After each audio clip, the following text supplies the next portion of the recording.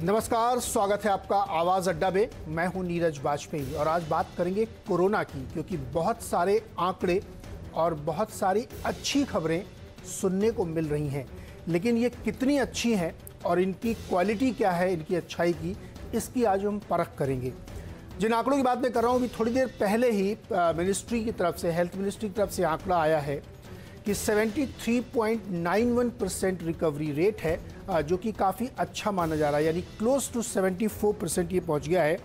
और जो active cases हैं उनमें से केवल 1.9% को आईसीयू की ज़रूरत पड़ रही है और एक्टिव में से 2.8% को केवल ऑक्सीजन की ज़रूरत पड़ रही है। तो इस तरीके से अगर आप टोटलिटी में देखें तो रिकवरी रेट बहुत तेज़ी से बढ़ा है। इसके साथ एक और अच्छी चीज़ हुई है, पॉजिटिविटी रेट का घटा। पॉजिटिविटी रेट का मतलब जो लोग टेस्ट किए जा रहे हैं उसमें से जो पॉजिटिव केसेस की संख्या है, जो पहले 9.01% मिला करती थी, अब वो घट के 8.72% पे आ गई है। तो ये भी एक अच्छी बात कही जा रही है। लेकिन क्या ये ज़्यादा टेस्टिंग का परिणाम है? उसकी वजह से हमें ऐसे नंबर देखने को मिल रहे हैं, क्योंकि हमारा साइज़ बड़ा होता जा रहा है। 9-10 लाख सैंपल हम रोज़ अगर टेस्ट कर रहे हैं तो इस तरह के आंकड़े आ सकते हैं। इन टेस्ट को, इन नंबर्स को हम कितना रिलायबल माने? रिलायबल दो संदर्भ में, इन डेटा की ऑथेंटिसिटी पे भी तो क्वेश्चन हो सकता है। दूसरा कि ये डेटा बदलते हैं, बहुत तेज़ी से बदलते हैं। दुनिया भर के छोटे छोटे चिली, पेरू और न्यूजीलैंड के एग्जाम्पल्स हैं जहाँ पे अचानक से सेकेंड वेव आ गई है। तो हमें कितना रिलैक्स होना चाहिए इन नंबर्स को देख के? क्या हम ये मान लें कि कोरोना का खतरा अब टल गया है और हमें कोई दिक्कत, कोई चिंता की बात नहीं है और हम आराम से आने वाली वैक्सीन का इंतज़ार कर सकते हैं, या फिर हमें बेहद ज़्यादा सतर्क रहने की ज़रूरत है, अदरवाइज खेल बिगड़ सकता है? इस पर बातचीत करने के लिए बेहद स्पेशल पैनल है। बेहद जब मैं कह रहा हूं तो सचमुच में बहुत खास मेहमानों को आज हमने बुलाया है। उसमें सबसे पहले मैं आपका परिचय करा दूं प्रोफेसर शमिका रवि का। ये ब्रुकिंग्स इंस्टीट्यूट की सीनियर फेलो हैं और बहुत काम इन्होंने किया है। मैं इनका ट्विटर फॉलो करता हूँ, रोज़ कुछ ना कुछ नए लेटेस्ट डेटा का एनालिसिस हमें पढ़ने को मिलता है और बहुत ही अपडेटेड एनालिसिस होता है। तो इसीलिए हमने सोचा आज शमिका जी को बुलाया जाए और उनसे समझा जाए कि स्थिति की गुणवत्ता क्या है। दूसरे हैं डॉक्टर बॉबी भलोत्रा, जो पल्मोनोलॉजिस्ट हैं, और इनसे समझेंगे कि जो अब टेस्टिंग के बाद तमाम सारे पेशेंट हैं, कुछ रिकवर हो रहे हैं, कुछ नहीं हो रहे हैं, उसको कितना कॉन्फिडेंट आप मानते हैं कि ठीक हो रहा है। डॉक्टर कौशलकांत मिश्रा हैं, एमडी है नाइट क्लिनिक के, साथ ही ऑर्थोपेडिक्स हैं और ये बहुत सारे केसेस देखते रहते हैं इसके अलावा भी, तो इनसे भी समझेंगे क्या है। और समीर भाटी डायरेक्टर हैं star imaging and path lab के। आप सबका बहुत बहुत स्वागत है। समीर जी से भी समझेंगे कि जो टेस्टिंग हो रही है इसमें एक बड़ा क्वेश्चन उठता है कि क्या टेस्टिंग की एक सिमेट्री है? क्या ये जो टेस्टिंग का डेटा हम इकट्ठा कर रहे हैं, इससे भविष्य की किसी दूसरी लड़ाई के लिए हम तैयार हो सकते हैं? क्योंकि मुझे ऐसा लगता है कि ये डेटा बहुत ही बिखरा हुआ है, बहुत ही ज़्यादा अनसिस्टमैटिक तरीके से हम इसका कलेक्शन कर रहे हैं। कहीं कुछ टेस्ट हो रहा है, कहीं कुछ टेस्ट हो रहा है, कोई उसकी एक सेंट्रलाइज डेटाबेस बन रहा है क्या? इन सब पे बातचीत करेंगे। आप सबका बहुत बहुत स्वागत है इस खास चर्चा में। प्रोफेसर शमिका रवि, आपसे शुरू करता हूं मैं। बहुत लिखती पढ़ती रहती हैं आप, बहुत दुनिया भर के डेटा को आप रोज़ एनालाइज करती हैं और मैं ट्विटर पर पढ़ के थोड़ा सा अपना ज्ञान बढ़ा लेता हूँ। लेकिन जो हिंदुस्तान का जो डेटा अब निकल के आ रहा है, जो हेल्थ मिनिस्ट्री कह रही है कि 74% तक रिकवरी रेट है, डेथ रेट 3 से नीचे चला गया है हमारा, और हम पॉजिटिविटी रेट में भी इम्प्रूव कर रहे हैं। संतुष्ट हो जाएं, खुश हो जाएं, डरने की चिंता खत्म कर दें? नहीं, देखिए, संतुष्ट तो हो सकते हैं, हार्टनिंग न्यूज तो है ही, लेकिन अभी तक ये डेंजर गया नहीं है।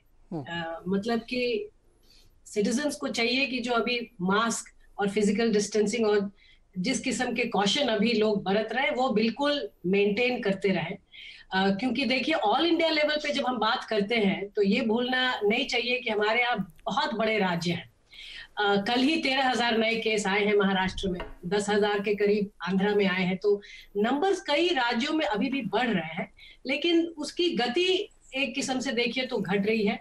और चूंकि टेस्टिंग काफी बढ़ा दिया गया है, हालांकि उसमें एंटीजन टेस्ट काफी हैं, लेकिन ओवरऑल टेस्ट देखिए 23,000 से ज्यादा हो गया है पर मिलियन। और जिस रेट से टेस्टिंग बढ़ रहा है और टेस्ट पॉजिटिविटी अब स्टेबलाइज हो गया है 8.5 के करीब, और शायद अब और नीचे आए, जो कि अच्छी खबर है। एक किस्म से समझिए कि जो एफर्ट है सरकारों के, राज्य सरकारों के, सेंट्रल गवर्नमेंट और लोगों के, वो सही दिशा में है। लेकिन अभी आप कैजुअल नहीं हो सकते इसके बारे में। अभी भी जो इन्फेक्शन और रिसर्जेंस का जो डर है वो काफी है। जी प्रोफेसर शमिका, क्या ये कहना ठीक होगा कि हम पीक के करीब हैं या पीक आ चुका है? जैसे कुछ लोग कह रहे हैं दिल्ली में पीक हो गया है, इसलिए वहां पे जो उन्होंने सेरो का सर्वे किया उसमें उनको 23% एंटीबॉडीज डेवलप मिले। हालांकि सैंपल साइज 15 का है, 2 करोड़ की पॉपुलेशन है, बहुत छोटा सैंपल मुझे लगता है वो, लेकिन फिर भी कह रहे हैं कुछ लोग कि वो पीक है वहां पे, मान लेना चाहिए। देखिए, जहां भी सेरो सर्वेज हो रहे हैं नीरज जी, वहां पे प्रेवलेंस बहुत ज्यादा आ रहा है। जैसे पुणे में आया 50% के करीब, बॉम्बे में आया नॉर्मली 17%, और अगर स्लम्स में देखिए तो वहाँ 55 से ज्यादा %। तो ये सभी देशों में देखा गया है, सभी शहरों में, कि सेरो प्रेवलेंस सर्वे जब आप करते हैं, मीनिंग प्रेवलेंस ऑफ जो एंटीबॉडीज कि लोगों में है कि नहीं, तो उसके बेसिस पे तो ये अब तय हो गया है कि ये जो इन्फेक्शन है वो काफी कॉमन है। जो हम लोग डे टू डे टेस्टिंग और इस बेसिस पे केसेस का एनालिसिस कर रहे हैं, उससे कहीं ज्यादा ये इन्फेक्शन कॉमन है। लेकिन अगर वही आर्ग्यूमेंट आप एक्सटेंड करते हैं तो इसका मतलब ये भी है कि ये फेटल बहुत कम है। फिर जो अभी हम 1.9% केस फेटालिटी की बात कर रहे हैं, ये डे टू डे जो नंबर है इसके बेसिस पे, अगर सेरो प्रेवलेंस ले तो इसका मतलब कि केस फेटालिटी या इन्फेक्शन फेटालिटी तो बहुत ही कम है। और ये सब एक किस्म से देखिए कि जैसे जैसे नए एविडेंस आएंगे उस हिसाब से इस वायरस का समझ वो हम लोगों में अब बढ़ रहा है और फेटालिटी घट रहा है। ओवरऑल फेटालिटी घट रहा है इंडिया में भी और बाकी जगहों में भी। सो ये सब तो बिल्कुल सही दिशा की ओर एक किस्म से पॉजिटिव न्यूज ही है। जी डॉक्टर बॉबी, क्या ये जो आंकड़े मेरे सामने आ रहे हैं, जो मैंने एक आशंका जाहिर की थी उसको दूर करिए कि नंबर ऑफ टेस्ट हमने बहुत बढ़ा दिए, 10 लाख के आसपास रोज हो रहे हैं, पौने 10 लाख रोज हो रहे हैं। तो जब बहुत सारे आप नंबर टेस्ट करेंगे तो आपको इस तरह के नंबर मिल सकते हैं, क्योंकि स्प्रेड जो सरकार के प्रयास थे उससे कम हुआ है। लेकिन अब चूंकि हम गांव की तरफ पहुंचे हैं, माइग्रेंट्स लेबर पहुंचे हैं, हम ओपनिंग अप में है, सारी दुकानें खोल दो, सब कुछ खोल दो, तो जब उन इलाकों में पहुंचेगा जहां पे हेल्थ की इतनी अच्छी फैसिलिटीज नहीं है, तो ये जो मोर्टेलिटी रेट को लेकर के हम बहुत खुश हो रहे हैं कि 2.5-3 से नीचे है नेशनल एवरेज, वो बढ़ने का खतरा नहीं है क्या? देखिए, सबसे जो बेसिक बात है, 8-9 महीने से हम इस बीमारी को देख रहे हैं। वर्ल्ड ओवर इसने पूरा का पूरा सिस्टम पैरालाइज कर दिया है। ये बहुत ही भयंकर बीमारी है, बहुत ही कंटेजियस बीमारी है। अगर हम बोलें 100 में से 3 लोगों की मृत्यु हो जाती है और हमारे देश में 60,000 लोग डेली इन्फेक्ट हो रहे हैं, तो ये बहुत डरने की बात है।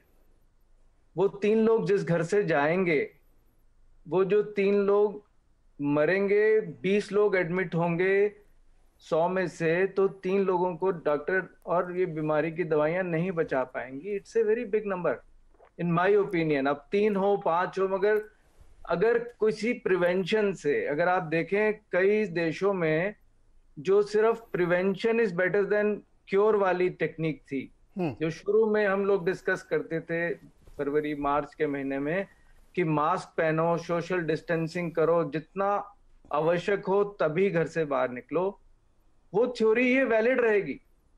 नंबर ऑफ केसेस बढ़ रहे हैं, नंबर ऑफ डेथ्स इतनी नहीं है, मगर जो है वो तो सिग्निफिकेंट है। मगर ये बीमारी फैलती सिर्फ कंटेजेंस, मतलब ये एक दूसरे से फैलती है। अगर हम प्रिकॉशन लेंगे तो हम कोई बुरा काम नहीं करेंगे। It is better for us, and every day number of cases are increasing, 60,000 case, एंड हम वर्ल्ड में तीसरे नंबर पे आके खड़े हैं।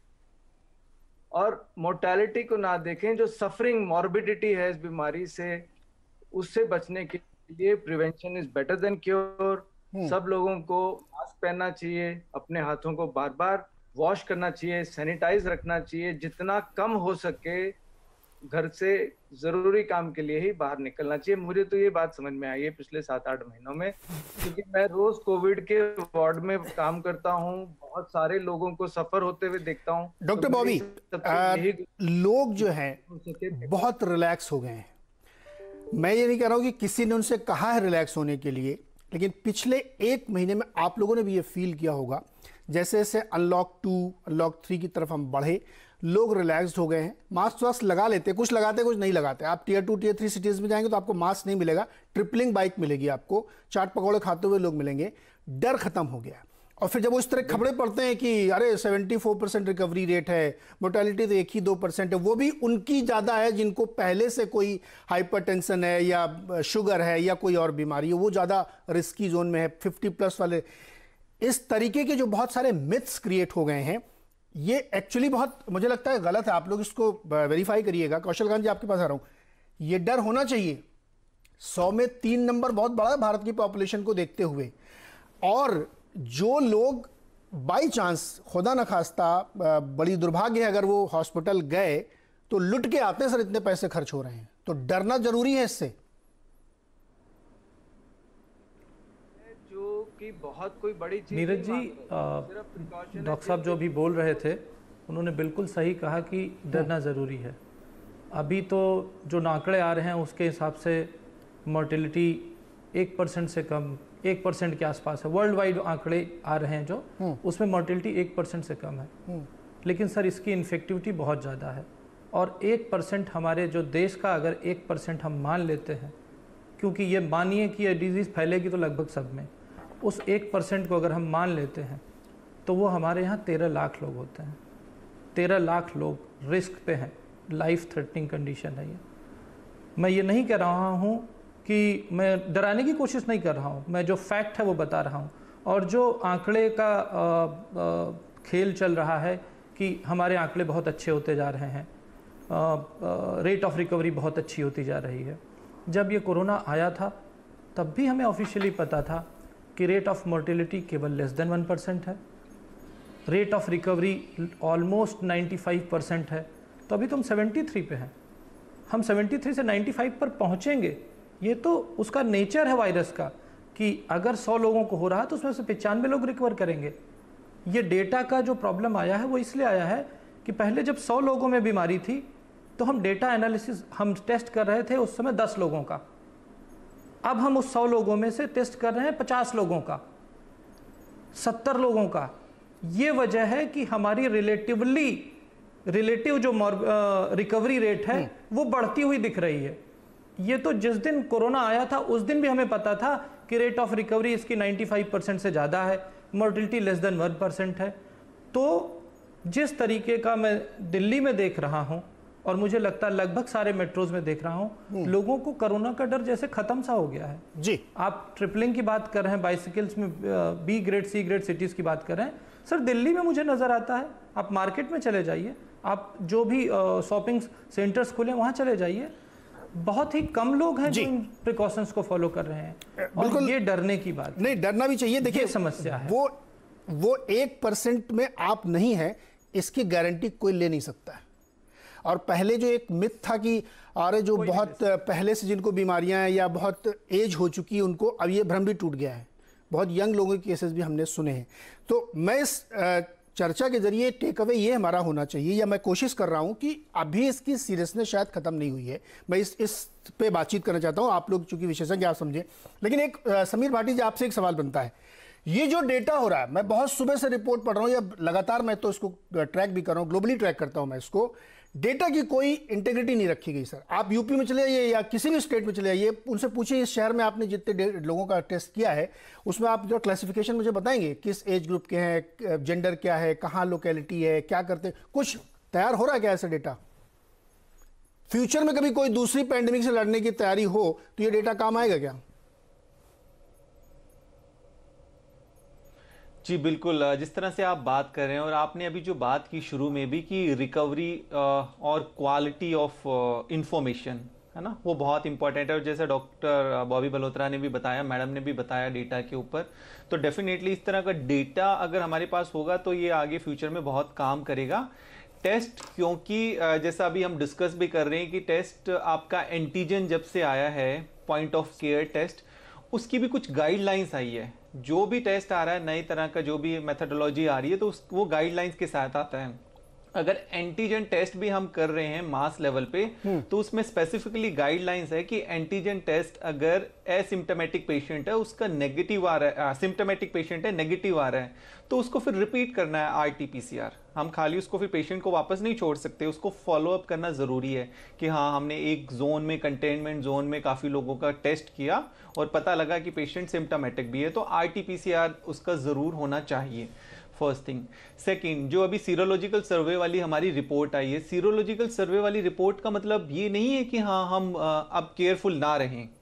सीरोलॉजिकल सर्वे एक चल रहा है, बट जो लोगों को उसका जो मैसेज है वो ये नहीं जाना चाहिए कि आप बिल्कुल केयरलेस रहें। और 2-3 चीजें इसके अंदर और भी कुछ फैक्टर्स है कि जैसा अगर आप जो पॉजिटिविटी रेट की बात कर रहे हैं उसमें अगर मैं दिल्ली की बात करूं तो दिल्ली के अंदर पॉजिटिविटी रेट अभी बीच में कुछ टाइम से 6-7-8% ऐसा चल रहा था, बट रक्षाबंधन के टाइम वो इंक्रीज हो गया पॉजिटिविटी रेट।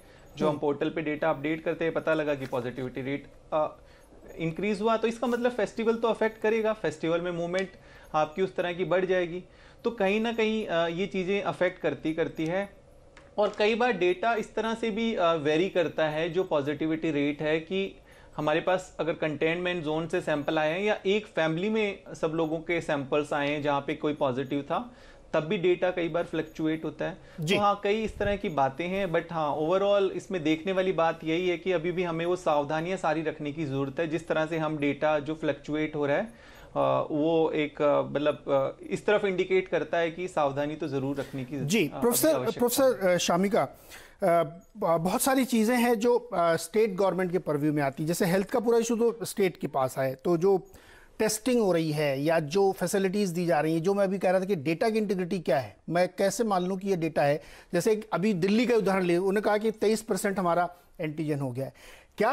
क्या ये एंटीजन उन जगहों पे भी हुआ जहां हॉटस्पॉट है? तो हर्ड इम्यूनिटी कहाँ डेवलप हो रही है?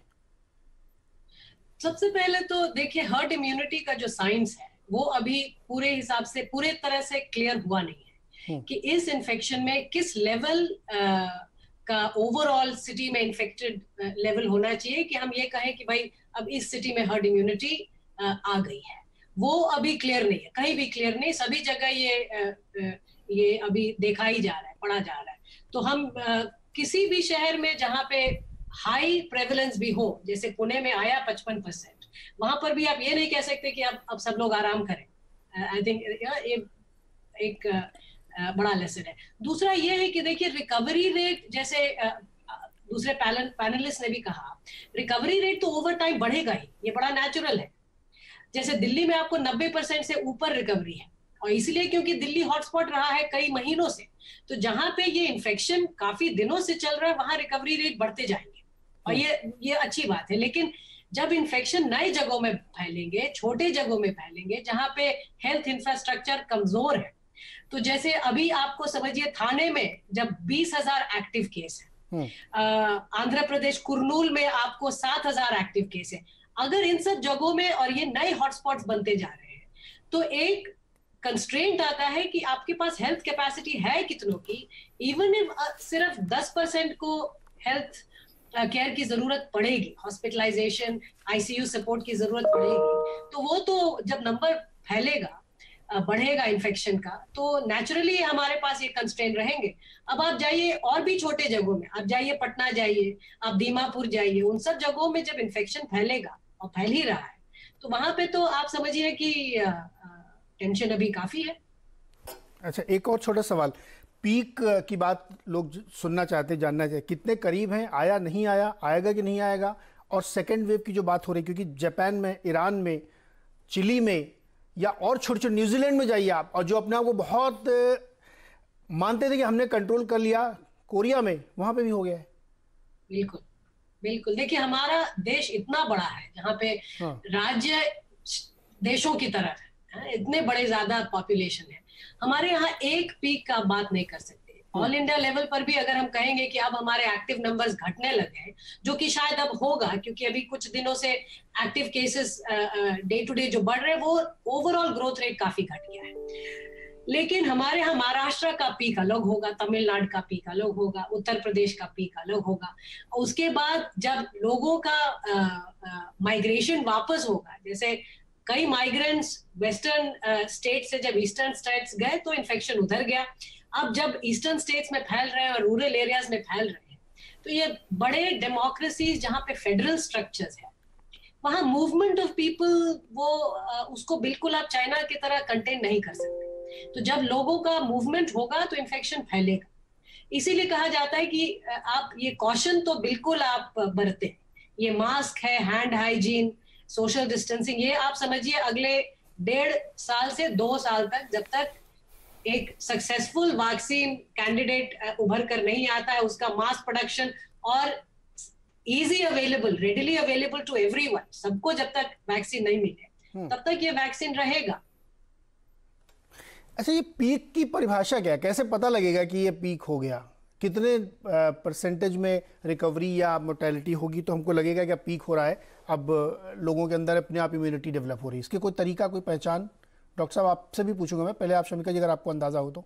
देखिए, पीक का एक डेफिनेशन होता है नीरज जी की जब एक्टिव केसेस घटने लगते हैं। हाँ। जो डेली एक्टिव केसेस हैं, जो कि अभी हमारे जैसे ओवरऑल नंबर्स जैसे 63 नए केसेस आ रहे हैं, जब नए केसेस आने, वो नए केसेस घटने लगे तो आप समझिए कि टोटल केस अब नहीं बढ़ेंगे, क्योंकि उसके बाद रिकवरी बढ़ने लगता है और एक्टिव केस घटने लगते हैं।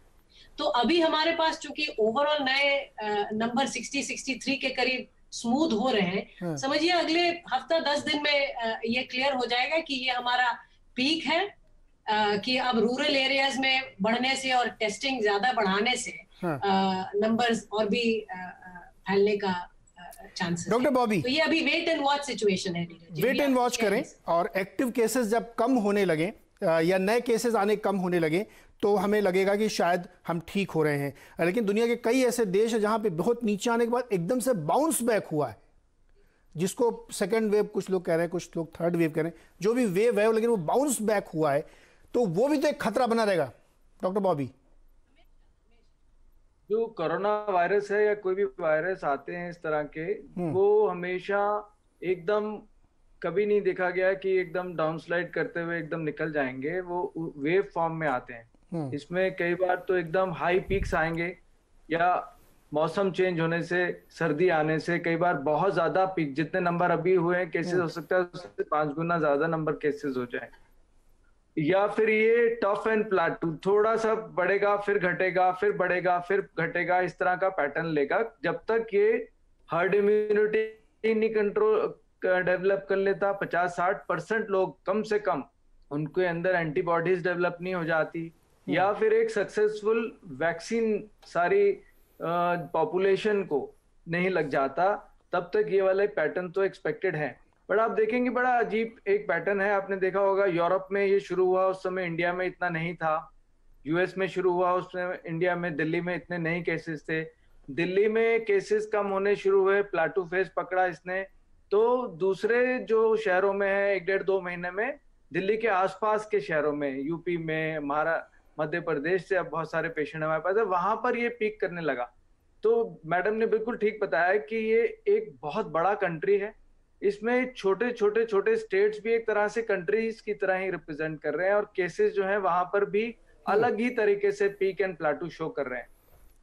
बॉटम लाइन फिर घूम के वहीं आ जाती है कि अगर हम प्रिवेंशन लेंगे, इस बीमारी को बहुत सीरियसली मान के चलेंगे, तो हमारे देश के जो लगातार रिसोर्सेज ये बीमारी ड्रेन कर रही है, करोड़ों रुपए का खर्चा हो रहा है टेस्ट करने में, मरीजों को संभालने में, और जो बाकी की जो बीमारियां, तमाम बीमारियां हैं, वो इग्नोर हो रही हैं लगातार। डॉक्टर बॉबी, आप बात घुमा के वहीं पे ले आए जहां पे एक्चुअली इसका कल्मिनेशन होगा कि क्या हम, डॉक्टर कौशल आपसे सवाल है ये, क्या हम उस सिचुएशन में पहुंच रहे हैं जहां पे हमें एक तरफ कोलेटरल डैमेज झेलना पड़ेगा, यानी आप नंबर ऑफ टेस्ट खूब बढ़ाइए, खूब लोगों के टेस्ट करिए, तो आपके नंबर बढ़ते हुए दिखेंगे, उसमें वो 3%, 2.5%, 2% का रिस्क रहेगा, क्योंकि टेस्ट ना करने से और बहुत ज़्यादा क्वारंटीन करने से कि घर से मत निकलना, मास्क पहने रहो दिन भर, किसी से मिलना मत, ये तो ज़िंदगी भर चलने वाला नहीं है। तो वो जो कोलेटरल डैमेज हमारा होने वाला है, उसके लिए तैयार हैं हम क्या?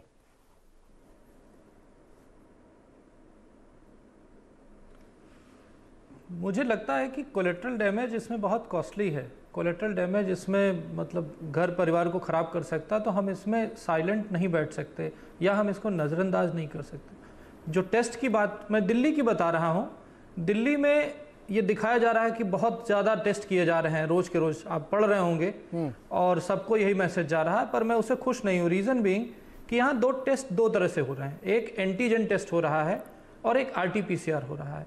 एंटीजन टेस्ट का नंबर बढ़ता जा रहा है और RT-PCR का नंबर घटता जा रहा है। एंटीजन टेस्ट में अगर कोई पॉजिटिव आया है तो वो तो पॉजिटिव हो गया, लेकिन अगर नेगेटिव आया है तो उसका RT-PCR करना चाहिए, जो सरकार नहीं कर रही है। इससे नुकसान क्या हो रहा है कि जैसे मैं गया, मैंने अपना एंटीजन का टेस्ट कराया और मैं नेगेटिव हो गया। अगर मैं नेगेटिव हो गया तो मुझे तो सर्टिफिकेट मिल गया ना नेगेटिव का, मैं इसको लेके घूमता फिरूंगा। और कोरोना के केस में मेजॉरिटी जो स्प्रेड हो रही है एसिम्प्टोमेटिक या साइलेंट पेशेंट से ज़्यादा हो रही है। तो ये जो पॉलिसी हमारे, मतलब मैं दिल्ली कैपिटल की बात कर रहा हूँ, इस पॉलिसी को चेंज करना चाहिए। जो भी एंटीजन टेस्ट में नेगेटिव आए हैं उन सब का RT-PCR मैंडेटरी होना चाहिए। और मुझे ये लगता है कि यही वजह है कि दिल्ली का नंबर कम होता हुआ दिखाया जा रहा है। तो ये जो फॉल्स डेटा में मॉडिफिकेशन किया जा रहा है, मैं इससे बिल्कुल एग्री नहीं करता। और ये हम बैठे हुए देश की कैपिटल जहां सरकार चलती है, और ये देखिएगा ये मामला कोरोना का इसलिए उठ रहा क्योंकि बॉम्बे जैसे धारावी में उठा और दिल्ली में उठा। हम दोनों मीडिया सभी जगह हैं। जब ये गांव में होने लगेगा, जब जौनपुर, फैजाबाद, इलाहाबाद या उनके रिमोट एरिया में होने लगेगा, तो वहां की कवर भी नहीं होगी स्टोरी, और ये स्टोरी डाई डाउन हो जाएगी। हम आपकी लैंग्वेज में बात कर रहे हैं, और तब कितने लोग मरेंगे इसका कोई अंदाजा नहीं होगा। तो जो डेटा के साथ गड़बड़ी दिल्ली में हो रही है कैपिटल के अंदर, तो आप अंदाजा लगा सकते हैं कि देश के छोटे शहरों, अदर स्टेट्स में इसका क्या हाल होगा। तो ये तो रही डेटा की बात। अब बात आती है कि अभी प्लेट्यू की बात हो रही थी। देखिए, हिंदुस्तान का प्लेट्यू आने में टाइम लगेगा, क्योंकि हिंदुस्तान कई सारे स्टेट्स को होगा। जब तक इसका नंबर बढ़ता रहेगा तब तक प्लेट्यू नहीं आएगा।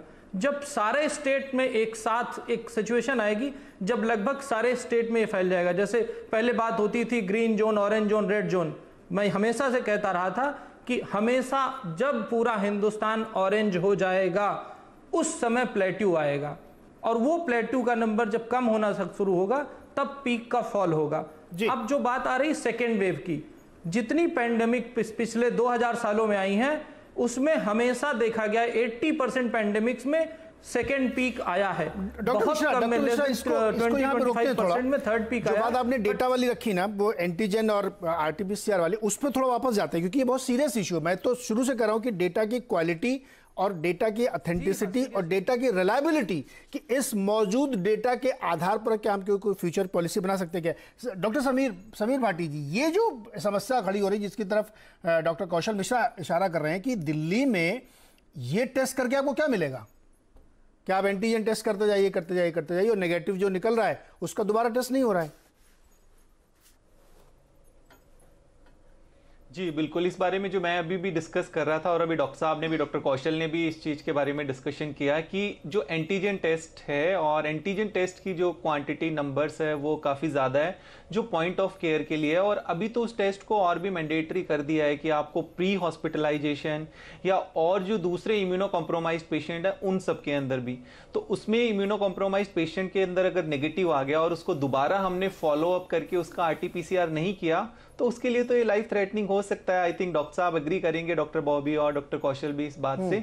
तो ये बिल्कुल इस चीज के ऊपर एक बार हमें सोचना पड़ेगा, टेस्ट एंटीजन टेस्ट की पॉलिसी के ऊपर, फर्स्ट थिंग जी। सेकंड, जो अभी हम बात कर रहे थे, जिस तरह से आपने एक बात की, उसमें मैं एक पॉइंट ऐड करना चाहूंगा। जो कोलेटरल वाली हम बात कर रहे हैं कि बैलेंसिंग हमारी हेल्थ और दूसरा हमारा इकोनॉमी वाला, तो आपने इस चीज को नोटिस किया होगा कि इनिशियल दिनों के लॉकडाउन के अंदर अगर हम अपनी अर्थव्यवस्था को भी 2 भाग में डिवाइड करें कि हमारा रूरल वाला पार्ट और हमारा अर्बन वाला, तो इनिशियली वाले लॉकडाउन के अंदर जो हमारा रूरल वाली इकोनॉमी थी उसने वो काफी हद तक स्टेबल थी, चीजें हो रही थी, काम हो रहा था।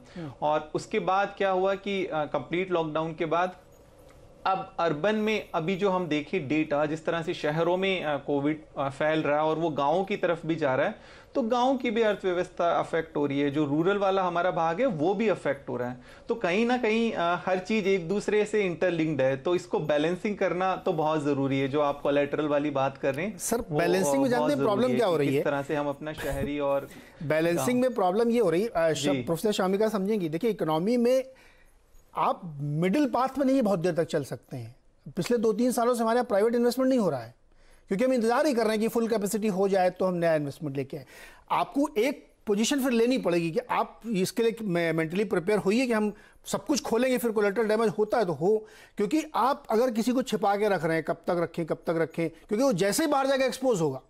मेरा सवाल इसीलिए था कि मैं इसका एक्सपर्ट नहीं हूं, आप लोग एक्सपर्ट क्या बताएंगे कि वो लेना चाहिए नहीं लेना चाहिए। लेकिन इससे बात अब आगे बढ़ाते हैं, प्रोफेसर शामिका के पास चलेंगे। मैं थोड़ा वैक्सीन पर भी बात करना चाहता था, लेकिन उससे पहले 30 सेकंड में मिश्रा जी आप हमारे दर्शकों को ये समझाइए कि जो लोग एंटीजन टेस्ट हो रहे हैं जिनके, अगर वो पॉजिटिव या नेगेटिव, से मतलब क्या? 30 सेकंड में बिल्कुल लेमैन की लैंग्वेज में बता दीजिए उनको।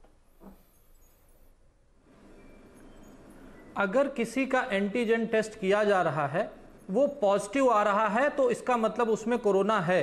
अगर वो नेगेटिव आ रहा है, इसका यह मतलब नहीं है कि उसमें कोरोना नहीं है।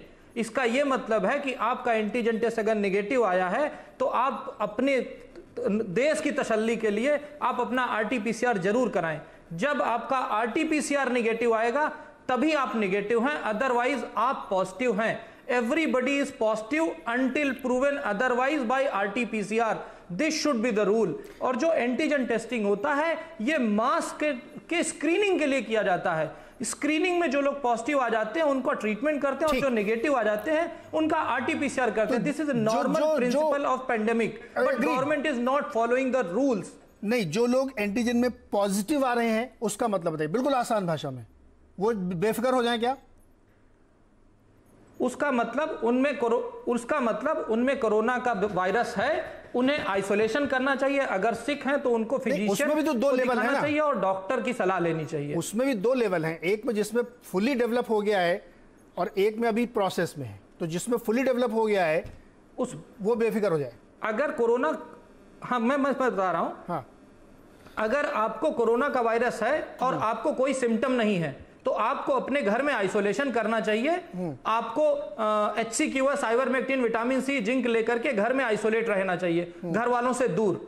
और अगर आप में सिम्टम है तो आपको हॉस्पिटल जाना चाहिए और आपको एडमिट होना चाहिए।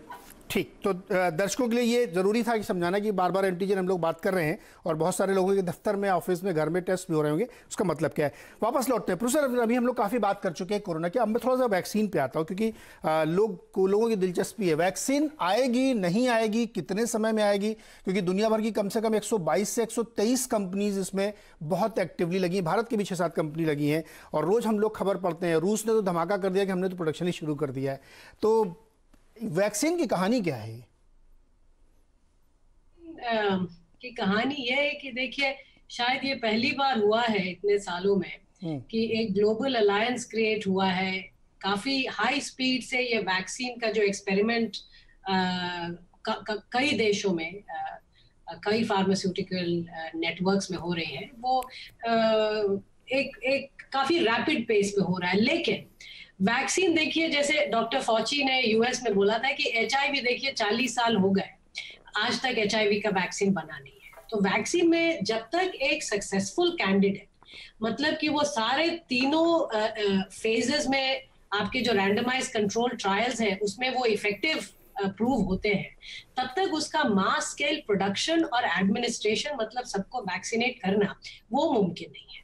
सो अभी हमारे ये जो सारे कैंडिडेट्स हैं ग्लोबली, ना रशिया का स्टोरी अभी भी थोड़ा अनसर्टन है, उसकी एफिकेसी क्या है, वो कितने लेवल्स क्रॉस करके वो उभरा है, उसके लेवल्स ऑफ एक्यूरेसी क्या है, ये थोड़ा अभी क्लियर नहीं है। तो उसमें थोड़ा इंफॉर्मेशन का प्रॉब्लम है। लेकिन बाकी जगहों में जैसे हमें पता है कि 3rd फेज में कई है ना, एक बार 3rd फेज के रिजल्ट्स आ जाते हैं तब आप समझिए कि ये मास स्केल प्रोडक्शन शुरू हो जाएगा। उसके लिए कई देशों में और भारत में पर्टिकुलरली, क्योंकि देखिए ग्लोबली 70% वैक्सीन इंडिया से जाते हैं, तो हमारे यहाँ प्रोडक्शन की कैपेबिलिटी है।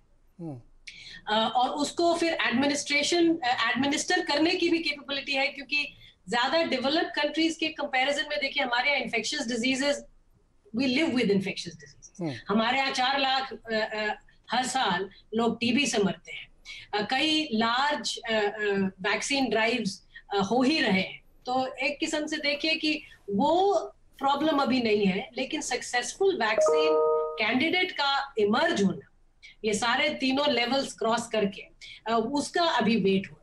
तो अभी मुझे लगता है उसी स्टेज में है। और इंडिया में आई थिंक फर्स्ट फेज का रैंडमाइज कंट्रोल ट्रायल्स अभी चल रहा है, तो उसके रिजल्ट्स हमें लगता है कि कुछ हफ्तों में ICMR को पब्लिश करनी चाहिए। लेकिन देखिए अगेन इस पे बात नीरज ये है कि इंडिया में हम लोग जो डेटा जो एनालाइज करते हैं वो बहुत बेसिक डेटा है। जैसे कई देशों में आप देखेंगे, यूरोप में है, US वगैरह में, जापान में, कि बहुत पेशेंट लेवल डेटा एनालाइज करके वहां पता होता है कि इंक्यूबेशन पीरियड क्या है, सीरियल इंटरवल क्या है, रिप्रोडक्शन रेट क्या है। सो डिजीज का काफी एक नुआंस्ड अंडरस्टैंडिंग उन जगहों में है।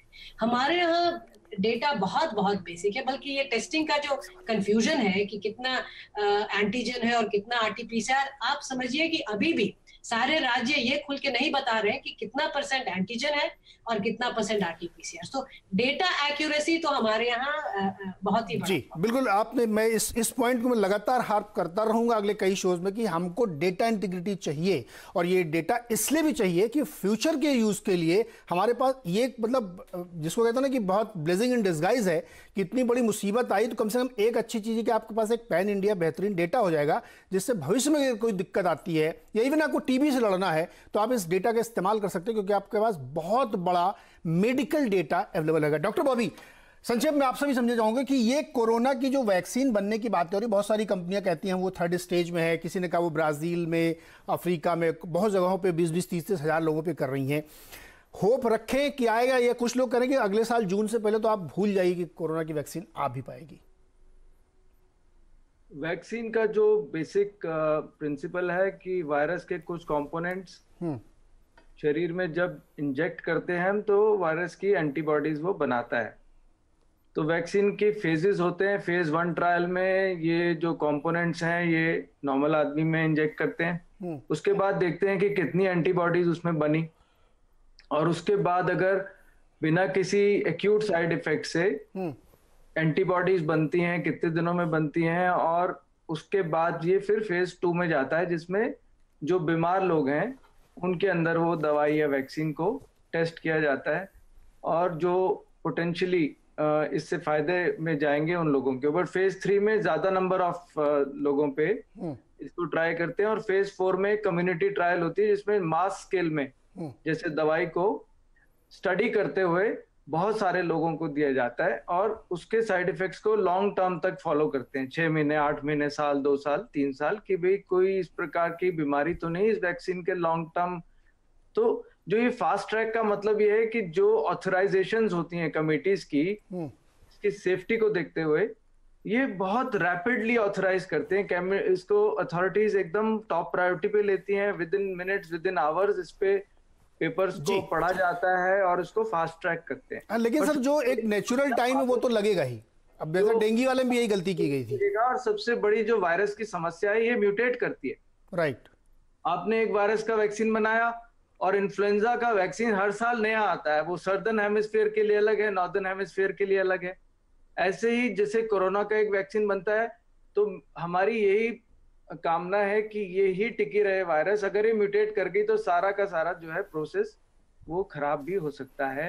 तो वैक्सीन पे हम भरोसा करेंगे, वैक्सीन की हम वेट करेंगे, फिर घूम के बाद वहीं मैं लेके आऊंगा कि आप अपने नॉर्मल काम को करना शुरू करें, मगर प्रिवेंशन प्रिकॉशन के साथ, ताकि आपकी इकोनॉमी भी ना बिगड़े।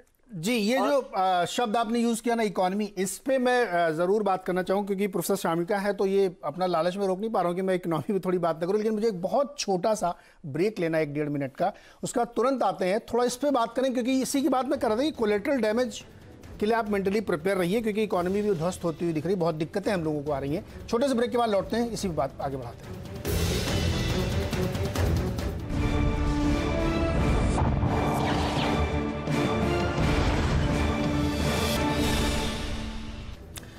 स्वागत है एक बार फिर से आपका आवाज अड्डा में। और आज हम बातचीत कर रहे हैं कोरोना की वजह से क्या क्या दिक्कतें आ सकती हैं, आ रही हैं, क्या हमें बिल्कुल रिलैक्स हो जाना चाहिए या अभी भी उतनी ही चिंता करनी चाहिए जितनी हम पहले कर रहे थे, क्योंकि अगर आप बीमार पड़े तो वाकई बहुत मुश्किल होगी। इकोनॉमिक के हिसाब से तो होगी होगी, हेल्थ के हिसाब से भी होगी, तो इसलिए अभी हमें बहुत रिलैक्स नहीं होना, यही हमारे सारे एक्सपर्ट भी आपको बता रहे हैं, बावजूद इसके कि 74% रिकवरी रेट है। प्रोफेसर शामकर, अभी हम लोग अभी बातचीत करें तो आखिरी में एक शब्द आया कि सब कोलेट्रल डैमेज और इकॉनमी रीओपन ये सब चल रहा है देश में। आप चूंकि इस मामले में भी सिद्धस्त हैं, तो मुझे ये बताइए कि जो हम लोगों ने अनलॉक 3 तक पहुंच गए हैं, उसकी वजह से या और क्या खतरे हो सकते हैं, या हमें अब थोड़ा और उस दिशा में कदम बढ़ाना चाहिए, क्योंकि हमारा इन्वेस्टमेंट बहुत कम है और लोग मजबूरी में सेविंग्स कर रहे हैं, खर्चा करें तो कहाँ करें? जी बिल्कुल।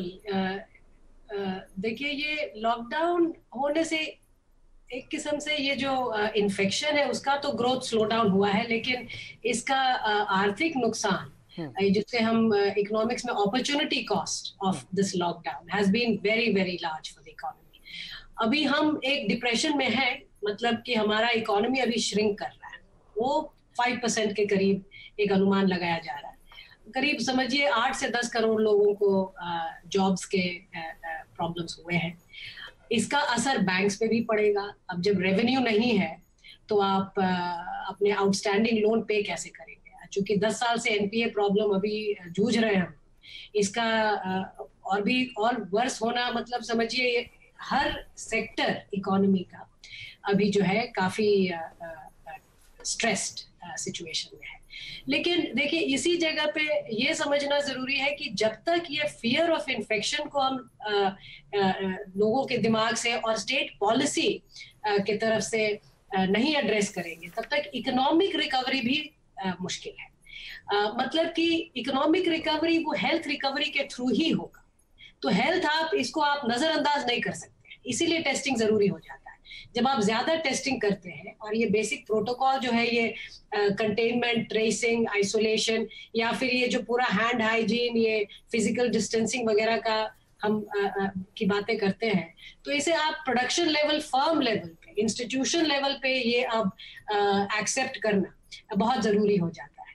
कुछ लोग कहते हैं कि देखिए ये डिमांड साइड प्रॉब्लम है, कि ये लोग खर्चा किस पे करेंगे, लोगों के पास पैसे नहीं है।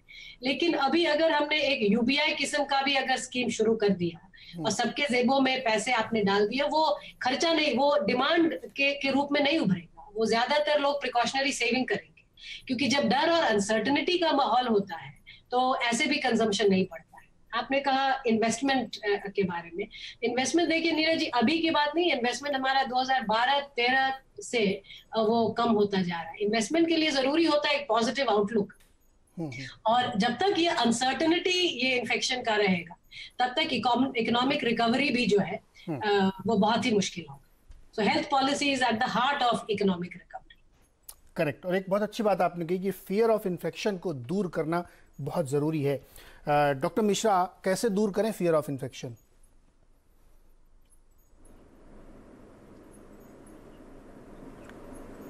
मुझे लगता है कि गवर्नमेंट को ओपन होकर के सारे डेटा को रखना चाहिए। अब हमारा देश के लगभग सभी लोग ये बात जान गए हैं, वो फॉलो करें या ना करें, पर कोरोना से होने वाली प्रॉब्लम्स को समझ गए हैं, और गवर्नमेंट को ही आगे आकर के हाथ बढ़ाना पड़ेगा, जिससे कि पब्लिक में एक पॉजिटिव इम्पैक्ट पड़ेगा। और जब तक पब्लिक पॉजिटिव मूड में नहीं आएगी, ना हेल्थ ठीक होगी और ना ही इकोनॉमी। मैडम ने बिल्कुल ठीक कहा कि heart of economy lies in the health. अगर हेल्थ ही नहीं होगा तो इकोनॉमी नहीं चलेगा। दूसरी चीज़ एक बताना चाहूँगा कि जो बार बार हम इकोनॉमी को पहले प्रायोरिटी दे रहे हैं और हेल्थ को बाद में प्रायोरिटी दे रहे हैं, मुझे लगता है कि कहीं ना कहीं हम बहुत ये अनलॉक 2, अनलॉक 3 के चक्कर में हमने कहीं हेल्थ वाली पॉलिसी को डीरेल कर दिया है, जो मुझे लगता है कि ठीक नहीं है। और एक चीज़ आपके माध्यम से बहुत ज़रूरी बताना चाहूँगा कि हम लोगों ने जो भी प्रिकॉशन लिया है ना, हम हाथ धुलने और सैनिटाइज करने में हमने अपना ज़्यादा फोकस दिया है। मैं उसकी बुराई नहीं कर रहा हूँ कि वो नहीं करना, वो करना है, लेकिन वो केवल लेस देन 15% ऑफ स्प्रेड को बढ़ाता है। Most important and single factor is your mask. आपके चेहरे पे मास्क और मेरे चेहरे पे मास्क अगर होगा, यही एक ऐसा फैक्टर है जिसकी वजह से 90% जो स्प्रेड है वो प्रिवेंट होगा। आप वैक्सीन की बात कर रहे थे, एक आइडियल वैक्सीन को बंद करके मार्केट में फुल प्रूफ आने में 4 साल से 10 साल का समय लगता है। और अगर ऐसा पब्लिक के डिमांड में है कि अगले 1 साल या 1.5 साल में वैक्सीन आएगी और वो सबको लग जाएगी और सब कोरोना फ्री हो जाएंगे, ऐसा नहीं होने वाला है, ऐसा कभी नहीं होने वाला है। ये भी जरूरी नहीं है कि कोरोना की वैक्सीन आए और वो सक्सेसफुल हो, जैसा HIV की वैक्सीन आज तक नहीं आई। ये हो सकता है कि पोलियो जैसी वैक्सीन आए और वो सक्सेसफुल हो, लेकिन पोलियो वैक्सीन बंद करके जो ओरल ड्रॉप्स आज हम पी रहे हैं उसको बंद करके मार्केट में आने में 10 साल लगे थे, तब आई है। तो ये कहना कि वैक्सीन की वजह से सब बचा लेंगे, नहीं होगा। अभी कोरोना का सिर्फ एक प्लान है, prevention is better than cure and mask is doctor Mishra, एक चीज आपने अभी कही, नहीं self sanitization, physical contact is second. Mishra ji, एक बात आपने बड़ी अच्छी कही, मैं थोड़ा उसको एक्सप्लेनेशन चाहता हूं। आपने कहा हमने अपनी हेल्थ प्रायोरिटीज को नीचे कर दिया, इकोनॉमी वाली ऊपर ले आए जब अनलॉक 2, 3 जो भी हम कर रहे हैं। इसको एक्सप्लेन करिए, हमने कैसे डिरेल किया, वो थोड़ा समझना चाहता हूं मैं प्रैक्टिकल देखिए, मैं अपने घर से हॉस्पिटल रोज जाता था। जब लॉक की प्रक्रिया चल रही थी, लॉकिंग एपिसोड चल रहा था, तो हमें ट्रैफिक कम मिलता था, लोग मास्क के साथ नजर आते थे, लोगों को घर जाने में डर लगता था। जब से अनलॉक की प्रक्रिया चल रही है, मैं देख रहा हूं दिल्ली के ट्रैफिक जाम में आज हमें 10-10 मिनट रुकना पड़ता है।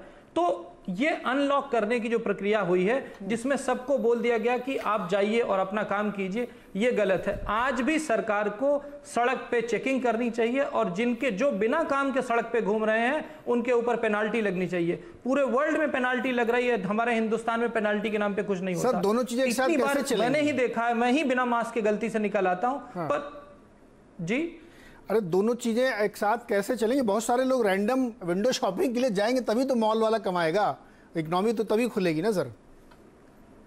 ये बड़ा एक कैच 22 है इस समय। हाँ। कमाने का समय नहीं है। नहीं, अरे सर, ये समय मार्च से अब तक नॉट फॉर ग्रोथ। सर देखिए, मैं आपसे फुल्ली एग्री होते हुए मैं डिसएग्री हूं। 4-5 महीने से चैनल चेक करिए, चैनल चेक मतलब आप खुद देखिए जाके दुकानों में। मैं आपको यकीनन बता सकता हूं, मैं मुंबई में रहता हूं और जिस इलाके में रहता हूं वहां पे बहुत सारे पब्स, बार्स, ये सब है, वो लोअर परेल का इलाका है।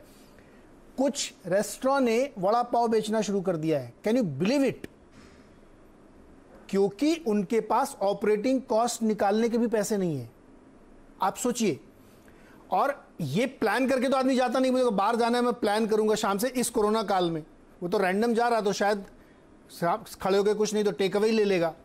पॉइंट ये मैं इसीलिए आप लोगों से पूछ रहा हूं कि ये कैसे मैनेज होगा? दोनों चीजें एक साथ क्लब करना बहुत चैलेंजिंग है। कोई वे आउट हो तो बताइए मिश्रा जी आप।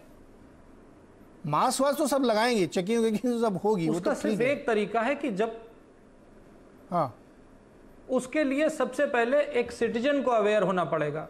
हमें हमारी रिस्पॉन्सिबिलिटी पहले लेनी पड़ेगी, राइट सेकेंडरी रहने पड़ेंगे। अगर मेरा कोई काम नहीं है तो मुझे बाहर नहीं जाना चाहिए। अगर मैं हॉस्पिटल जा रहा हूं या किसी काम पे जा रहा हूं तो आप जाइए, जरूर जाइए, लेकिन आपके घर के वो लोग जिनको कोई काम नहीं है, सिर्फ घूमना है, उनको घर में ही रोकिए, उन्हें नहीं निकलना चाहिए। जब तक ये बात एक सिटीजन के समझ में नहीं आएगी, कानून लाके लोगों को रोका जा सकता है लेकिन कंट्रोल नहीं किया जा सकता। हमें खुद को आगे आना पड़ेगा और इस प्रॉब्लम को अपने आप को चेंज करना पड़ेगा। समीर जी, वे आउट क्विकली, समय कम रहेगा हम लोगों के पास, वे आउट क्या है समीर जी आपके हिसाब से? हाँ देखिए, हाँ मैं बताता हूँ, बिजनेस एंड इकोनॉमी को स्टेबल करने के लिए बाहर तो जाना ही पड़ेगा, है ना। हाँ। बाहर जाना पड़ेगा, बट बाहर जाने के साथ साथ कुछ ऐसी चीजें हैं जो हमें ध्यान रखना है कि कई बार हम भी पेशेंट से जब बात करते हैं तो टेस्ट कराने के लिए जो इंडिकेशन है कि हमें घूमने जाना है, बाहर ट्रैवल करने के लिए जाना है, ये सब चीजें नहीं होनी चाहिए। या फिर अभी हम जब बात कर रहे हैं, अभी वेडिंग वाला टाइम आने वाला है, तो वेडिंग के अंदर जो प्रोटोकॉल बने हैं वो फॉलो होनी चाहिए। वो सभी बैंकेट्स को और होटल्स वगैरह वो सबको फॉलो करनी चाहिए। तो गाइडलाइंस इसीलिए बनी है। हाँ, गाइडलाइंस फॉलो हो तो ये काफी हद तक चीजें प्रिवेंशन हो सकती है, पर हाँ हमें साथ के साथ इकोनॉमी का ध्यान तो रखना ही रखना है। डॉक्टर बॉबी, अगर 5 लोग 8 लोग ही शादी में जाएंगे तो बेचारा बैंड वाला क्या करेगा? नहीं देखिए, मैं लाइटली पूछ रहा हूं, लेकिन ये बहुत सीरियस क्वेश्चन है सर। वो बैंड वाला किसके लिए बैंड बजाएगा जब लोग बारात में लोग ही नहीं है? तो हलवाई किसके लिए खाना बनाएगा जब बारात में लोग ही नहीं आ रहे? तो प्रैक्टिकल ये बिजनेस है।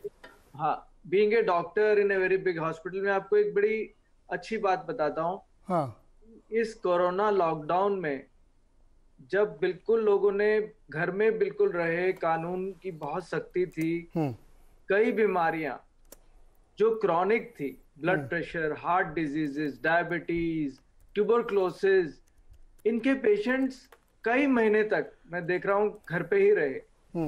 अब समय आ गया है कि जो आदमी माइल्डली सिम्टोमेटिक था, जो घर पे था, अपने सिम्टम्स को बर्दाश्त कर रहा था, पता चला 3 महीने बाद तो इनको जी कैंसर था। इनका अल्ट्रासाउंड अगर 4 महीने पहले हो जाता तो इनका ये इलाज जल्दी शुरू हो जाता।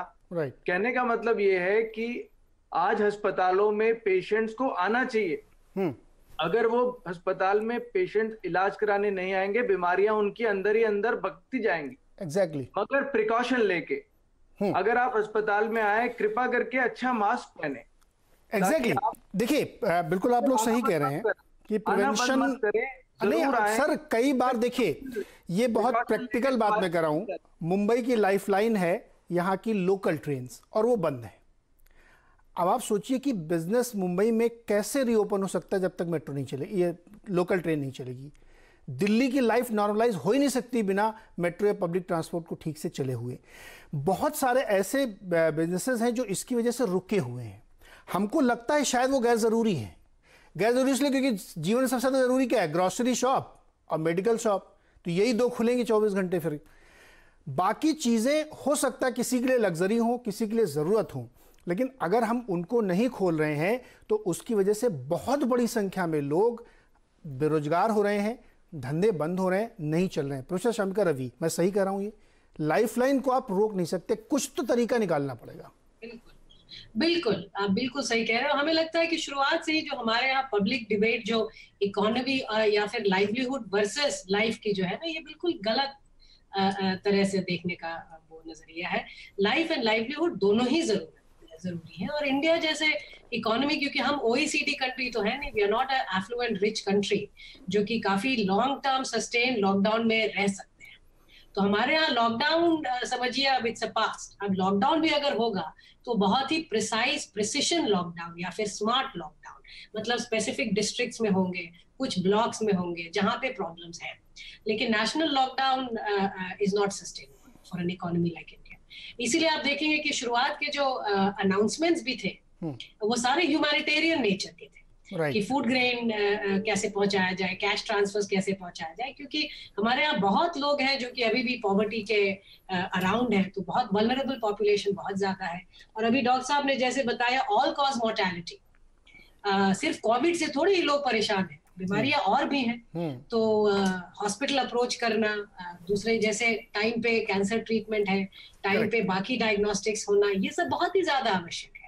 सो अब information I think local level पे सरकारों को भी जरूरत है कि दे कि भाई बेड्स तैयार है, टेस्टिंग आराम से हो सकता है, just go about normal life with all the precaution. ये मास्क और बेसिक जो प्रिकॉशनरी स्टेप्स हैं ये सब लोग बरते। हमें लगता है वो शुरुआत के जो लॉकडाउन का जो मैसेज था, रिजॉल्व एंड रिस्ट्रेंट, मुझे लगता है वो मैसेज जो है वो बार बार रीइंफोर्स करना पब्लिकली बहुत ही ज्यादा जरूरी है। परफेक्ट। देखिए, समय मेरा समाप्त हो रहा है। इस चर्चा का जो मकसद था वो ये बताना था कि आप बिल्कुल रिलैक्स मत होइएगा, लेकिन आप डर के घर में भी मत बैठे रहिए। आप अपने काम करिए, और जीवन तो चलना है, राजकाज है तो चलते रहेंगे। फुल प्रिकॉशन के साथ, जैसे डॉक्टर मिश्रा ने कहा कि आपको मास्क हर कीमत पे लगाना है, और 24 घंटे जब आप बाहर एक्सपोज हो रहे हैं तो लगा के रहिए, क्योंकि उसके साथ आप ज़्यादा रोक पाएंगे। रादर कि आप बार बार हाथ धोने जा रहे हैं, उससे कोई फ़ायदा नहीं होगा, क्योंकि आप टच ही नहीं कर रहे तो हाथ धो के बहुत ज़्यादा फ़ायदा नहीं है। तो आपको प्रिकॉशन के साथ रहना है, लेकिन बहुत रिलैक्स नहीं हो जाना है। थोड़ा सा डरना भी ज़रूरी है, क्योंकि अनफॉर्चुनेटली अगर आप हॉस्पिटल गए तो 10-15 लाख का बिल फटेगा आपका। मैं वो नहीं चाहता हूँ। तो इस शो का टेकअवे यही है कि सेफ्टी के साथ रहिए, लेकिन जीवन चलाइए, क्योंकि वो भी बहुत ज़रूरी है। Health and wealth both are important. बहुत बहुत शुक्रिया आप सब लोगों का जुड़ने के लिए, और मुझे लगता है कि इससे बहुत सारे टेकअवेज हैं जो लोगों ने, दर्शकों ने लिए होंगे। बहुत बहुत शुक्रिया। देखते रहिए CNBC आवाज़।